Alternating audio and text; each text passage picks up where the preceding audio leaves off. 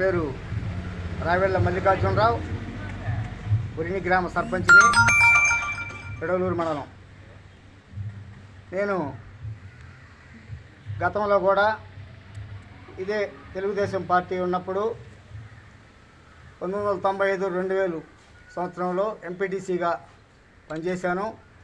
ఆ తర్వాత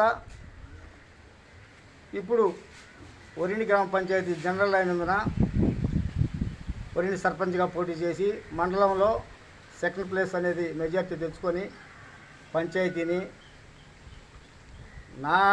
నాకు తగ్గట్టుగా పనిచేసుకుంటూ వస్తూ ఉన్నాను. ఈ రోజున ఒరిని గ్రామ పంచాయతీలో పారిశుద్ధ్య పనులు అని అన్నారు.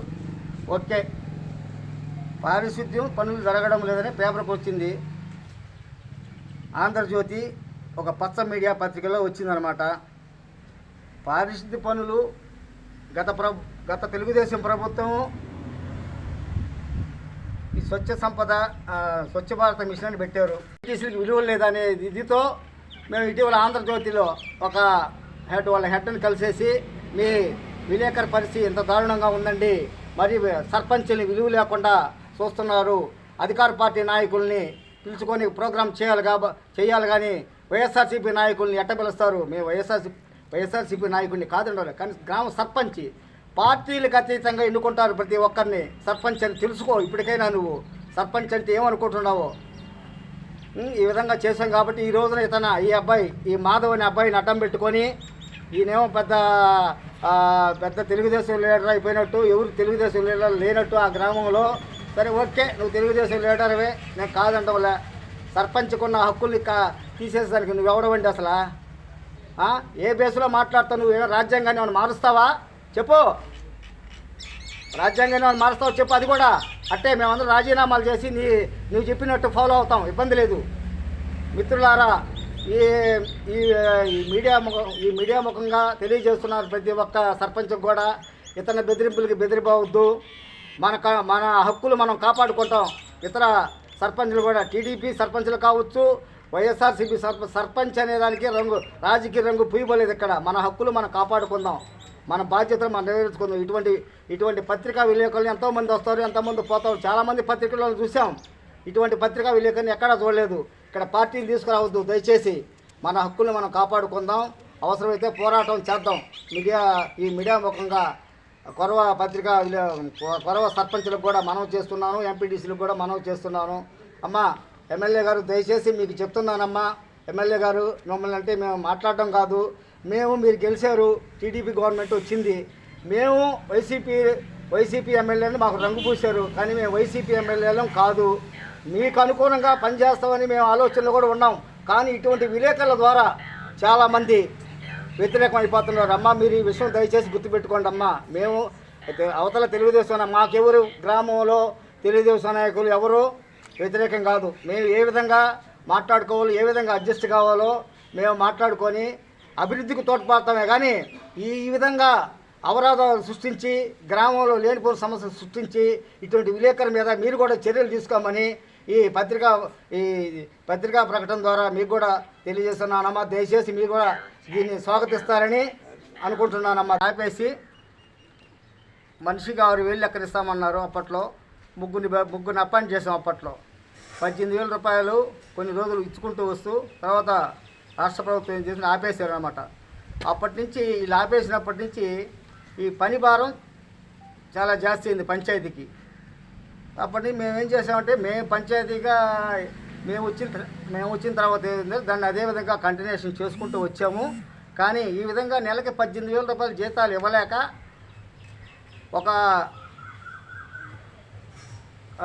వర్కర్ని ఆపేసి ఇంకొక వర్కర్తోనే పని చేసుకుంటూ, ఒకరోజు ఒరినిలో పనిచేస్తే ఇంకో రోజు వీరారెడ్డిపాలెంలో పని చేసుకుంటూ ఆ రోజు నుంచి ఈ రోజు కూడా అదే విధంగా చేసుకుంటూ వస్తున్నాం. అయితే నిన్నటి రోజున వీరారెడ్డిపాలెంలో టీడీపీ నాయకులు చెత్త పారిశుద్ధ్య పనులు చేపట్టామని చెప్పి ఎమ్మెల్యే గారు వేమిరెడ్డి ప్రశాంత్ రెడ్డి గారు చేసిన ఆదేశాల మేరకు మేము శుభ్రపరుస్తున్నాం. చాలా సంతోషం, చాలా మంచి పని చేశారు. శ్రమదానం అనేది టీడీపీ గవర్నమెంట్ శ్రమదానం కూడా చెప్పట్లో మేము కూడా చేస్తున్నాము, శ్రమదానం చేసాము, మేము కూడా చాలా పనులు చేసి పెట్టున్నాము. కానీ శ్రమదానం చేశారు కానీ మీ గ్రామానికి మన పంచాయతీ కాబట్టి వీరారెడ్డిపాలెంలో మనది కూడా ఒక భాగం కాబట్టి మీరు మేము అంతా ఒకటే కాబట్టి అక్కడ పనులు చేయాలి, ఇక్కడ పనులు చేయాలి. మీరు చాలా గొప్ప పని చేశారు. మీకు కూడా మంచి పరిణామమే. మీ గ్రామంలో మీరు పరిశుభ్రం చేసుకున్నందుకు కూడా. కానీ ఇందులో ఒకటి కనపరిచారు.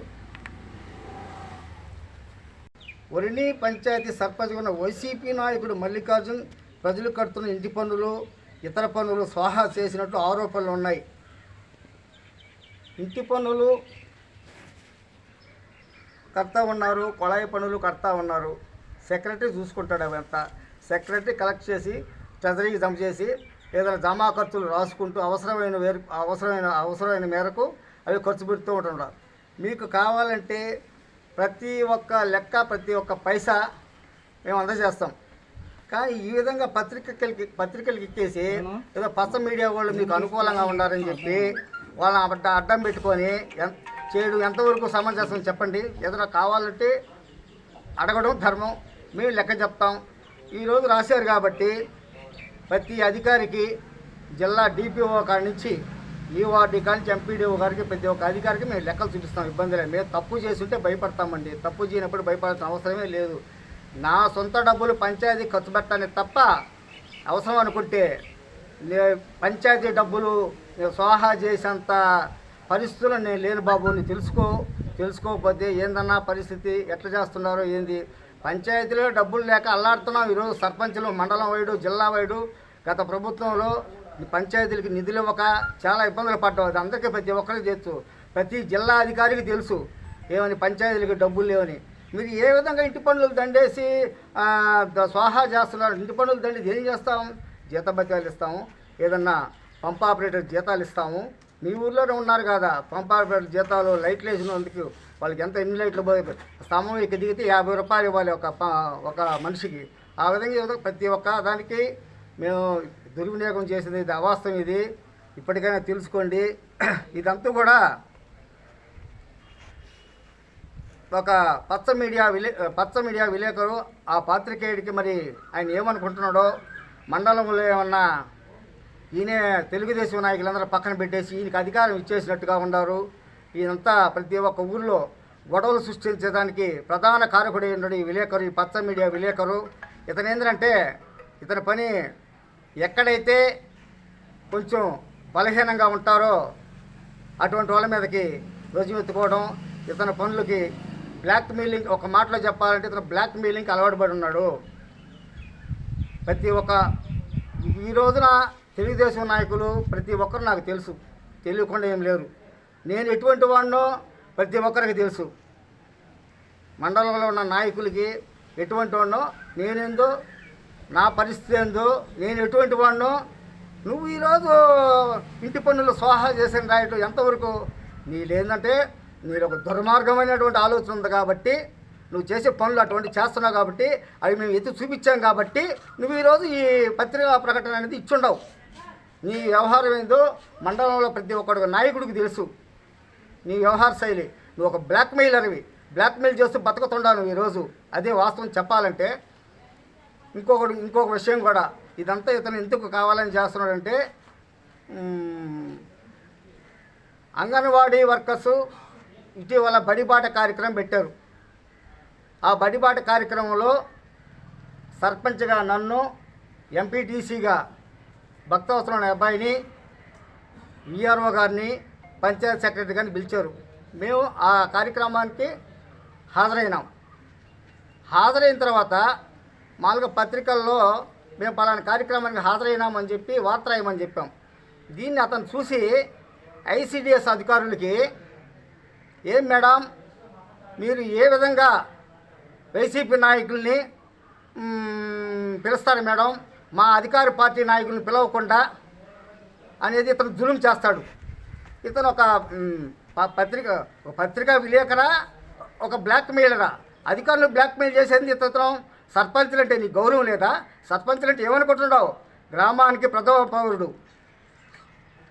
గ్రామానికి ప్రథమ విలువ తెలుసుకో. నువ్వు సర్పంచ్ విలువేందో, సర్పంచ్కి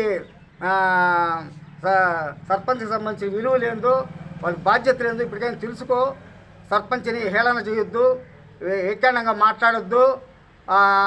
వాళ్ళని ఆ విధంగా మాట్లాడినందుకు వాళ్ళకందరికీ అంగన్వాడీ వర్కర్స్ వాళ్ళందరికీ వాళ్ళకి ఐసీడీఎస్ వాళ్ళు పిలిచి, ఏమ్మా మీరు అధికార పార్టీ వాళ్ళని పిలవకుండా వైఎస్ఆర్సీపీ నాయకులు వాళ్ళు పిలవడం జరిగింది. లేదు మేడం, మేము గ్రామంలో సర్పంచుల్ని ఎంపీటీసీని పిలిచాం మేడం. వాళ్ళు చెప్పారు, వాళ్ళు ఏందమ్మా పేపర్ అతను ఫోన్ చేసి ఈ విధంగా వైఎస్ఆర్సీపీ నాయకులు పిలిచారు అని చెప్పి వాళ్ళు అడగటం,